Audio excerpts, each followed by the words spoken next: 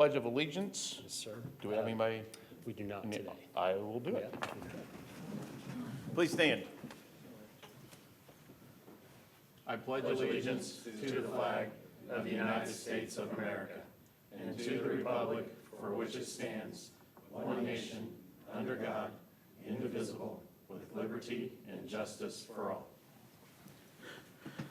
Thank you.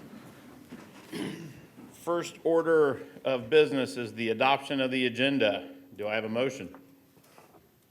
I move that we adopt the agenda for the current school board meeting. Thank you, Mr. Robinson. Do I have a second? Second. Thank you, Mr. Russell. We have a motion and a second. All those in favor signify by saying aye. Aye. All those opposed, motion passes 5-0. Thank you. Second order of business this evening is recognitions. Dr. Arkanoff. Thank you. This evening, I'd like to invite Kella up to the microphone. He's going to do some recognitions for us. We've had a great year in athletics, and he's going to share out some great things with our track and baseball teams. So I'd like to first thank the board for allowing us to come recognize our student athletes and our programs. I've had the privilege to come quite a few times this year because we've had a great year of success. Today we have some of our spring sports and spring athletes, and we have some plaques to hand out to some of our state champions as well. If I could have Coach Moore come up and present, or at least say of who the state champions for his track team, and we will present the plaques.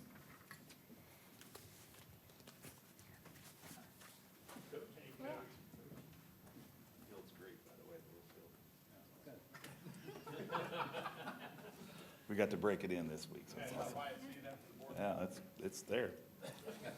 All right, for the 2023 state championship meet, you all right? I don't know where to stand, sorry. Our single event state champion, who's not here tonight, he's out of state, is Parker Doyle, the 330 intermediate hurdle state champion. Parker also ran in the 110, and by computer measurement, he had a state record going and tripped and fell down. And that's the first event of the night. So to come back and win the hardest event, which is a 300 hurdle, is pretty powerful and pretty unbelievable to come back and run the second fastest time ever in that event as well. So Parker Doyle, congratulations. He's not here. Thanks. And the last event, actually the last event of my entire track coaching career, is the 4x400, the mile relay, the feature event of the night, in which we were ranked number 1 all year, and then we got upset in the region because our guys were running multiple events. But we came back in the state championship, cut 4 seconds off our time. We're like Roger Penske in the Indy 500 there.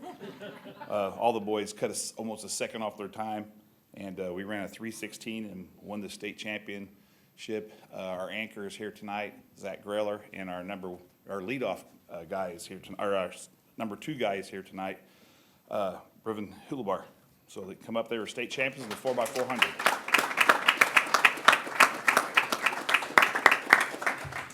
Did I hear you correctly, Coach? 3:16? Yeah, we were 320.5 all year long, and we run a 3:16 there. But I think they thought I blood doped him or something. I'm not smart enough to do that. But it was an amazing night for our track team. And Micah Coyle, who's not here, was ran the lead off and did an unbelievable job. And Parker Doyle also ran the number 3 in that. So Parker could have had 3 blue medals that night and he wouldn't have failed. And Parker and Zach both competed in the Best of Midwest National Championships the next weekend at Merritt. It was held in Indiana this year. So I was really proud of their efforts in that as well. So, good job. Hey, Gary. Gary. Not really. Okay. Can you come on? I'll I'm do it. free. I'll take it. What's this for? Is this for a plaque or what? Yeah, they keep For a the wall? Well, we already have one and they keep one. They, each of these guys? Yep, so these are for Parker For our office right now? and Coyle. Behind you.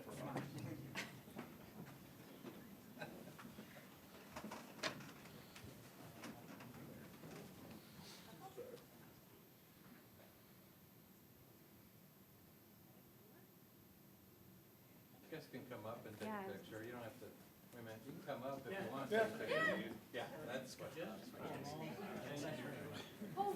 Hey. Coach Moore? Coach Moore? Hey, Coach Moore. As I understand it, you've officially retired as our track coach? From track, huh? Only track thing and dropped it in the last. But then I grabbed it and said, I need that for. So Joe, you got some big shoes to fill on the track side, huh? Absolutely, yeah. Next, we'd like to call Coach Keith Hatfield, recognize and talk about our baseball team.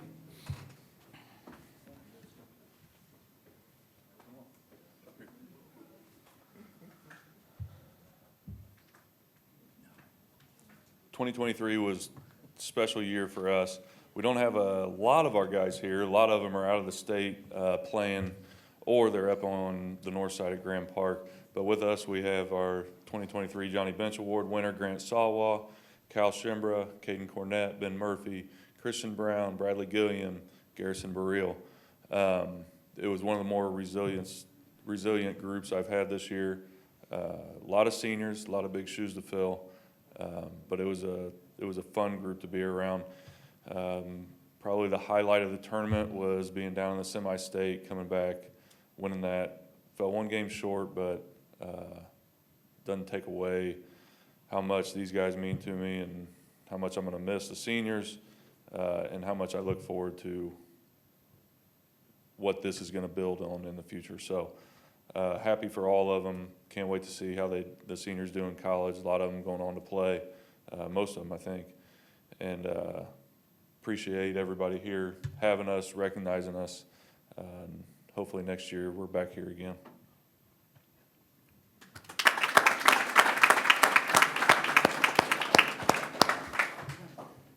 Johnny Bench's hands are dying. Oh, I wonder if somebody taking it. Still like 5 or 6 baseballs, right? So that's awesome. Congratulations.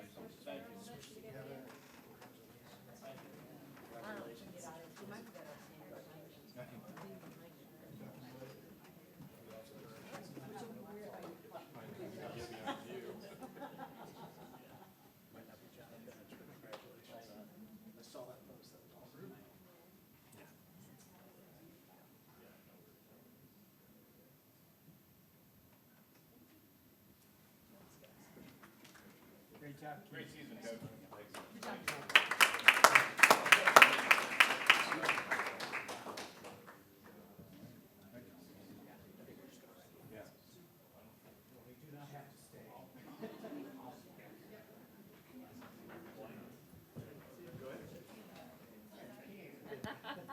So before everyone leaves, I'd like to just recognize two other folks. So Katie and Joe, would you come up here for a moment? Our athletic directors this year, just stand right here. We don't have any nice plaque or anything for you, but we wanted just to take a moment and share how much we appreciate everything that you've had to do this year. And Joe coming in new and being handed quite the mess to pick up. And we're just very, very impressed with both of you and what you've done for all these people in the room here and for our programs and some of the things that have happened this year. We just want to thank you both for that and recognize the great work that you've done. So if we can recognize them.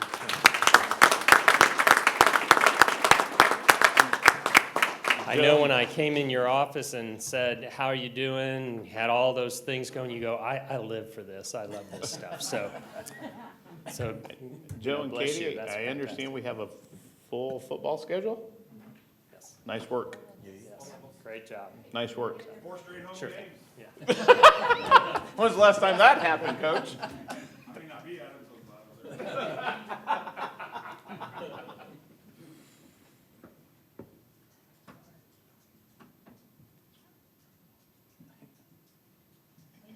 Well done.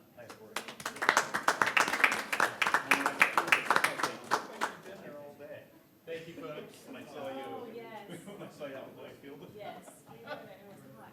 Thank you all. Thank you. When I got to the second state game, I she was wearing a baseball hat and I didn't recognize her. And it took a minute for it to click that was Katie sitting in front of me. You look like a high school kid. Yeah. Where they going? You buried the lead here. We will clap extra loud. Yes. Standing. Oh, thanks. All right, next order of business is the safety and discipline report. And is that Dr. Long this Yes, sir. evening? Yes, sir. I'm a little disappointed that everybody left. I thought they were here to hear this report, but I'll muddle through it without them, so, I'm staying, Bill. okay, thank you. Dr. Long, do we need to clap at the end just to make you feel? Save it for after the personnel report. Fair enough.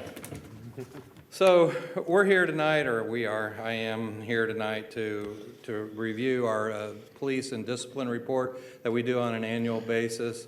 So we'll get right into to the report. So this is from the Center Grove Police Department. You can see the number of runs there in red and the number of arrests in yellow. You can see we've kind of eclipsed our pre-COVID numbers. I think most schools throughout the state and probably throughout the country would tell you that behavior from students is maybe at an all-time level, and we'll show you some numbers that kind of support that a little bit. But we've kept the police department busy with 436 runs and 436 runs and 84 arrests this year. Is that just totally on Center Grove campus? Yes. It's not, Those are just, I know that we help out some Sure. things other than our campus. right. No, those are just ours. Okay. Go ahead. So they're broken out quite a bit, and it's kind of hard to see, but you can see battery is up from last year. We had 24 arrests for battery. This year, 36. Battery with bodily injury, we had 4 of those this year. Last year, we had 0. Intimidation, last year we had 1. This year we had 7. Actually, possession of marijuana went down from last year. We had 9 this year and 13 last year. Those are just kind of the bigger numbers. All the rest of them, 1s and 2s. Consumption of alcohol, possession of alcohol, criminal mischief, things like that are all the smaller numbers. So we had at the beginning of the year 3 dogs. 2 of them have decided to leave the field of education and retired. We used them. We did 12 deployments and searches. Did 7 presentations. 73 hours of training with them, and Lampeo and Ito have both retired since then. Are we replacing? Right now, we're not. It's a pretty expensive, even though, we raised we raised the funds for the dogs. The dogs didn't cost us, but the time and effort that it takes to maintain them, to stay at their handler's home and everything. Right now, we're not looking to replace them. We have resources to get. Sure. Yeah, we've been very fortunate. The last couple of times that we needed a bomb dog, we were able to partner with Clark Pleasant, and they sent their dog and their handler over. So, and of course, we've got connections still with the airport, and we've used their dogs before, and obviously the state police still stands by ready. We used to use them way before we had our own. So the 22, 23 citations actually were down a little bit. The 20 citations and 13 warnings are all traffic related, and they're not always just our students, or sometimes our parents, or sometimes people, maybe a contractor or somebody who makes a left-hand turn off of Stones Crossing Road when they're not supposed to. But those numbers are down significantly from last year, and I think a little bit of that is attributed to our real focus and the number of calls and services that we had in the building, and it's, that's where our primary focus is anyway, is in those buildings. Talk a little bit about the training. You can see the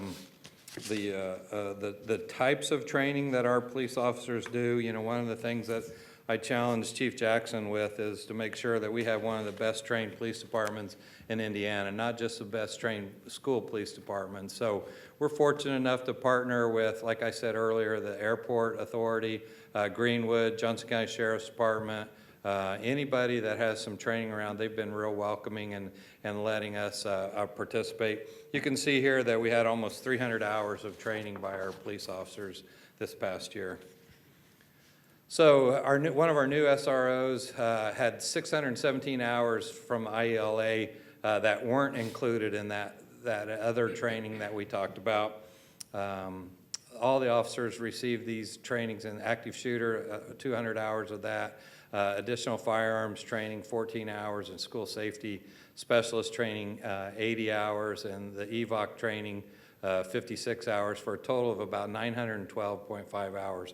One of the things that I wanted to mention is Chief Jackson was named a NASRO National Practitioner this year. And to get that, you have to have 3 years as an SRO. You have to have completed the 40-hour NASRO basic course. You have to do the 24-hour NASRO advanced course or the NASRO supervisor and management course, and Ray's done both of those. You have to have an extra 160 hours of specialized police training, and then attend at least one national or NASRO school safety conference.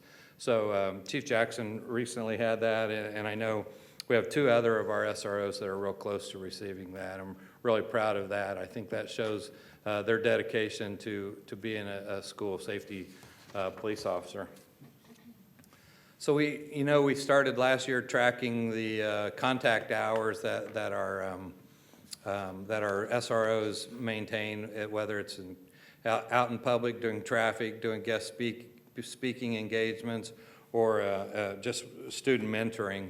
And we've had sort of an informal student mentoring program going on, and I think Christy Berger and Ray have been talking about making that a little bit more formal. We've seen that model used in a couple of the other, in some conferences we've heard presentations, and Christy's been great about taking the lead, and Ray's really excited about doing that. So I think that can only help their relationship with students, but also help our students, help them get along better at school.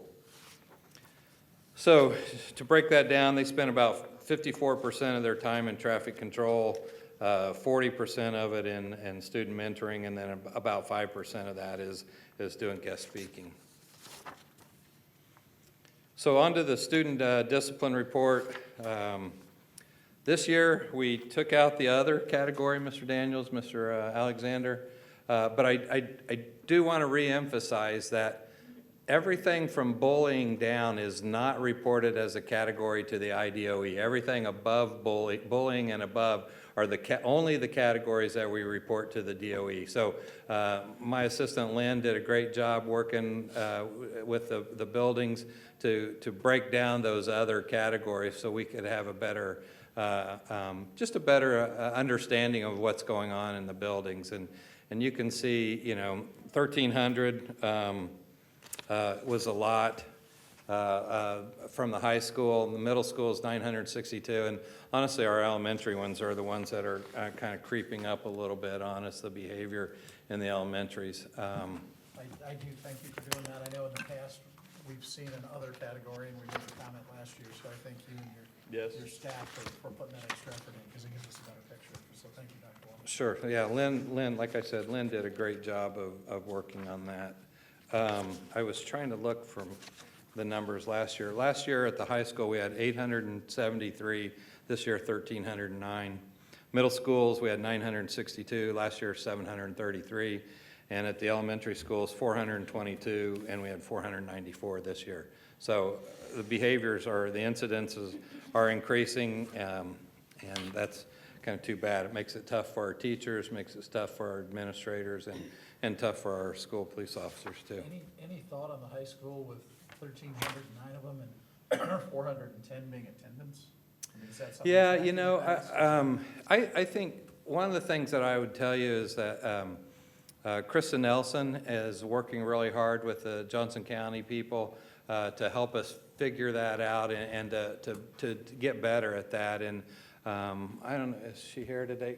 Do you want to say anything else other than, one of the things that's changed is that we used to send 7-day letters, and the prosecutor doesn't want us to send 7 days letters anymore. So now we're up at 10 days before you get your first letter at home. And that's right.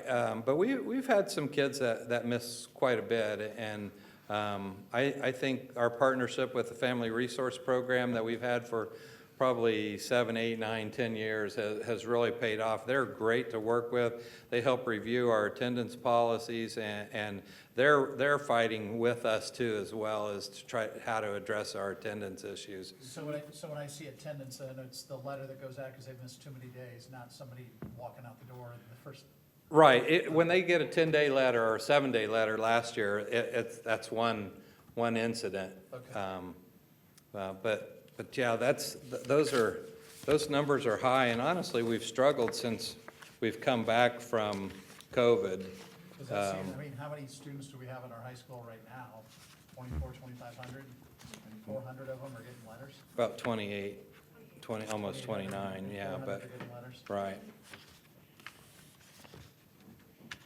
So last year, attendance, we had 231 at the high school.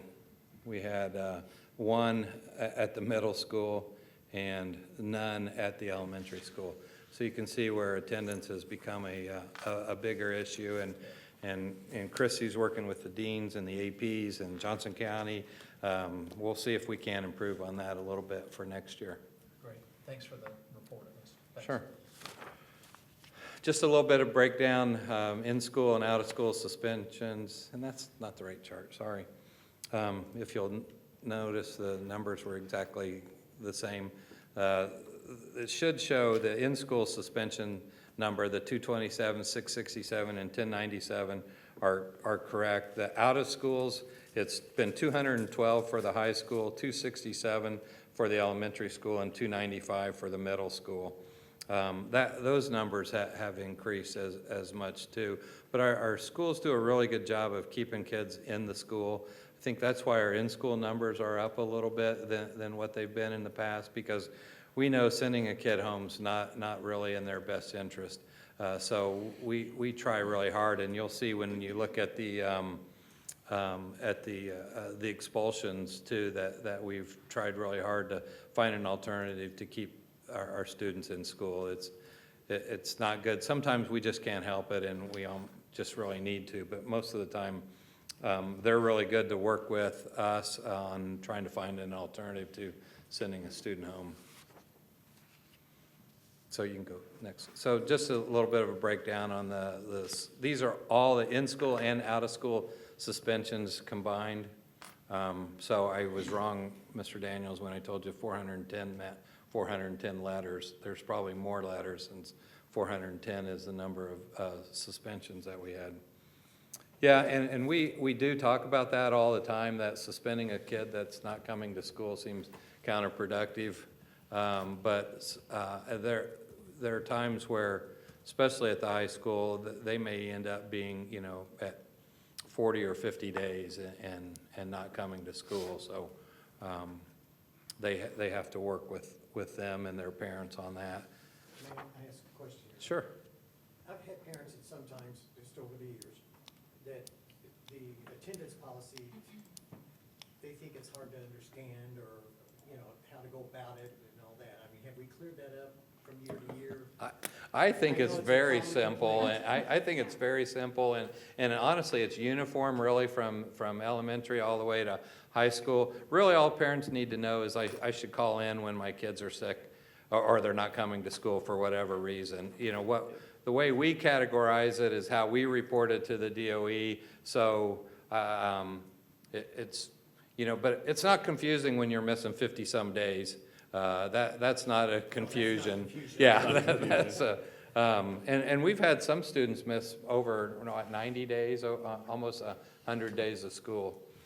So that's a challenge that we have, because at high school, the prosecutor would say that's not really the parents' fault, that's really the kids' deal. At elementary school, they would say that's something that you got to work with the parents with. And I think Krista, we got too many of those, sorry.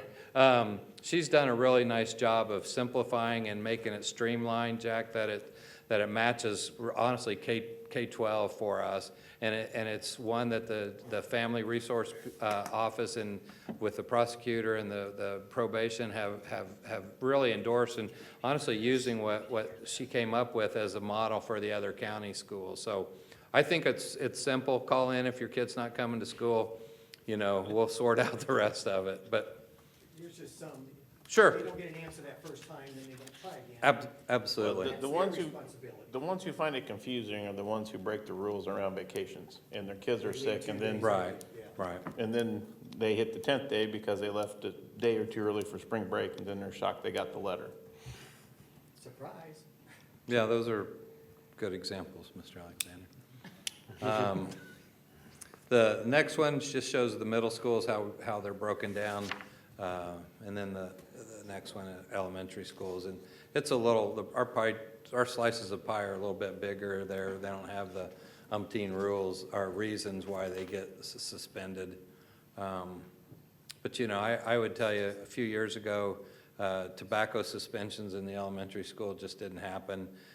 Sexual misconduct in schools didn't happen in the elementary level.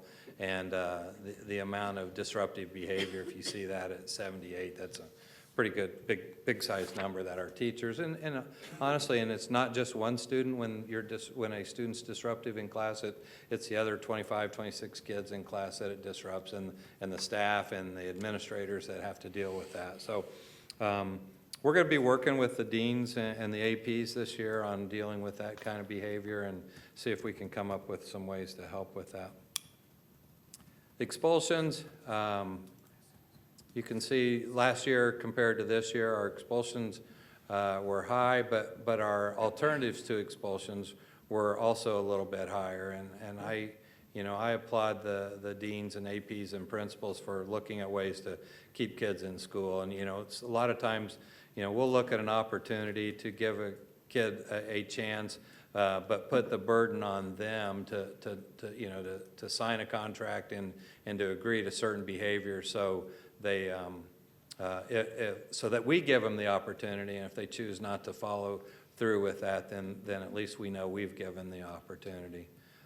This year, I think for the first time ever, we had 2 expulsions at an elementary school, which I don't think I've ever done that before.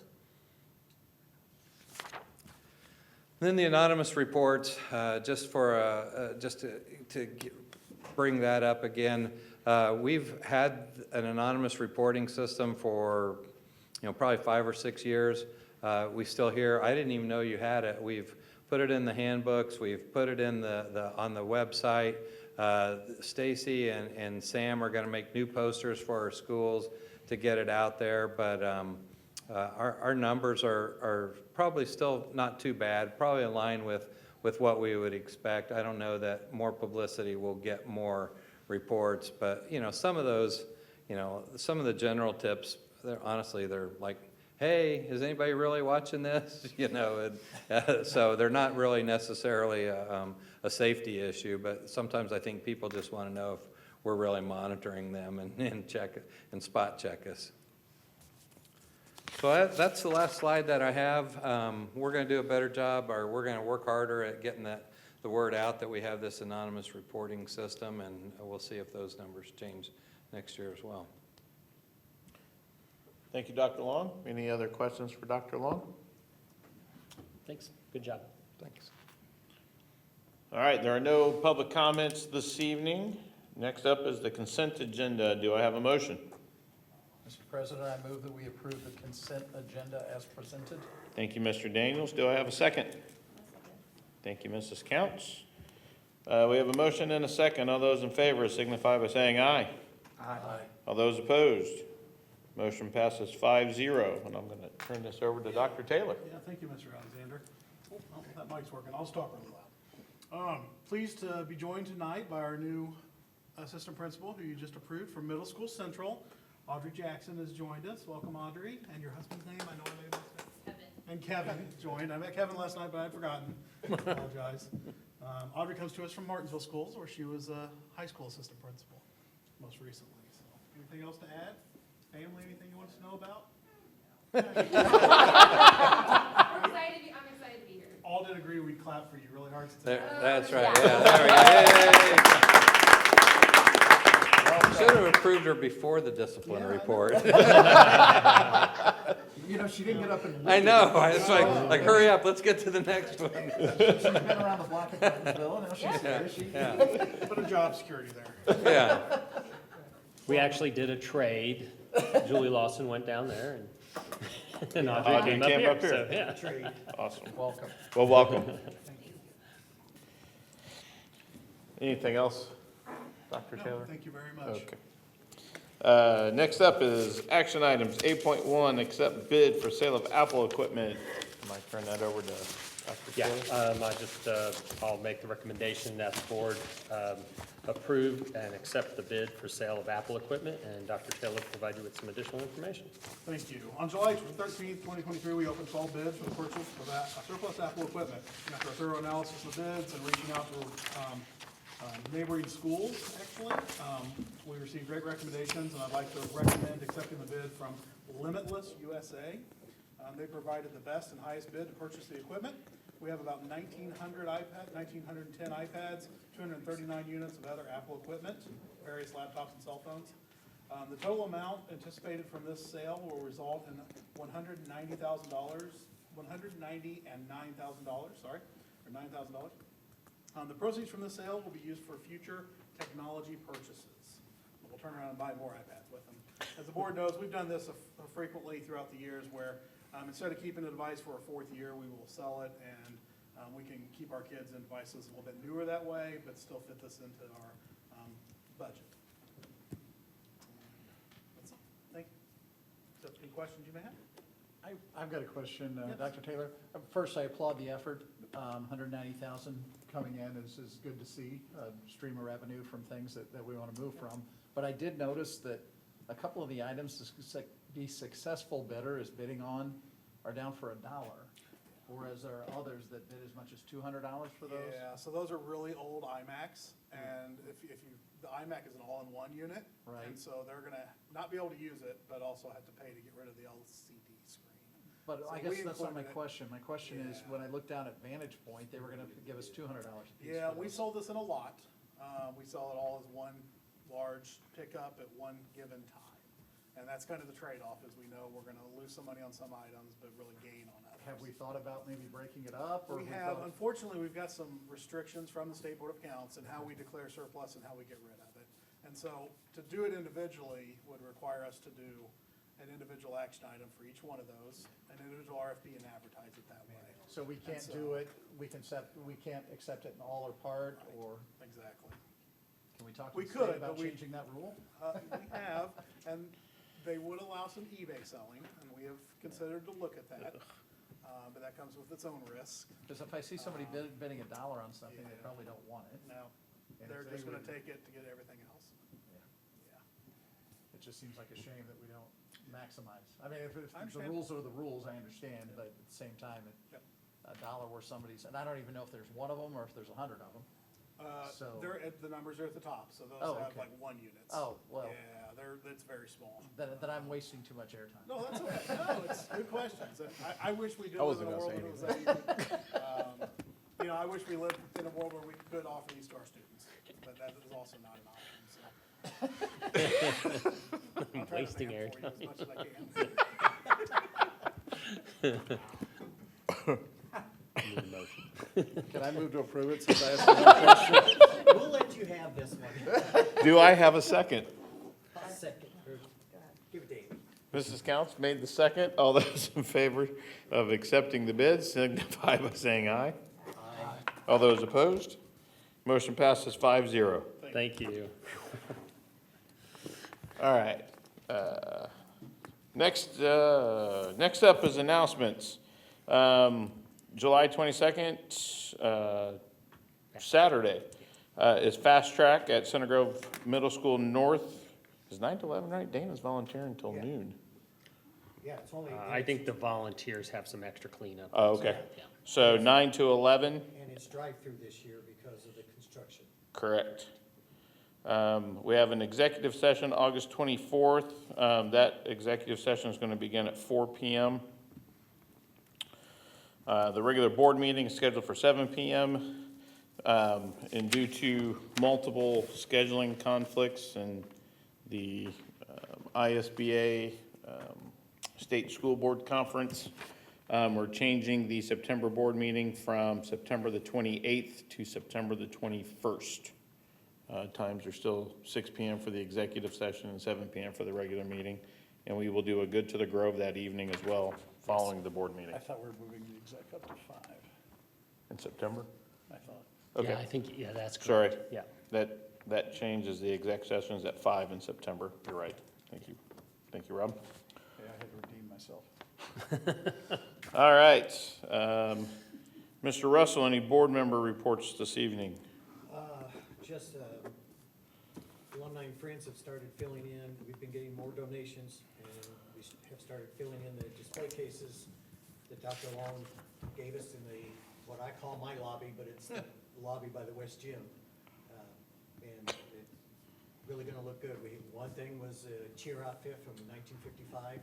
Oh, wow. As you can imagine, the length of the skirt and other things. It was fun reading it. We got several cords. We got books. It was actually from Bill Paddock's family.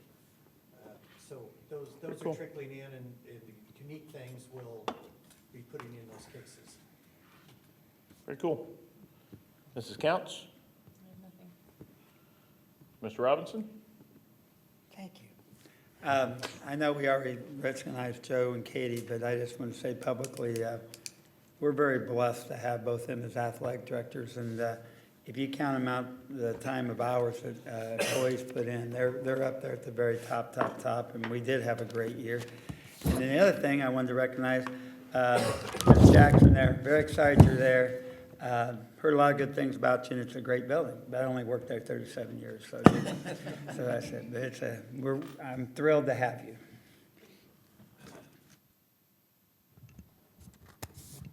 Just briefly, I know by the time we meet next time, school will have started, so let's hope we're off to a great start. We're talking about great things.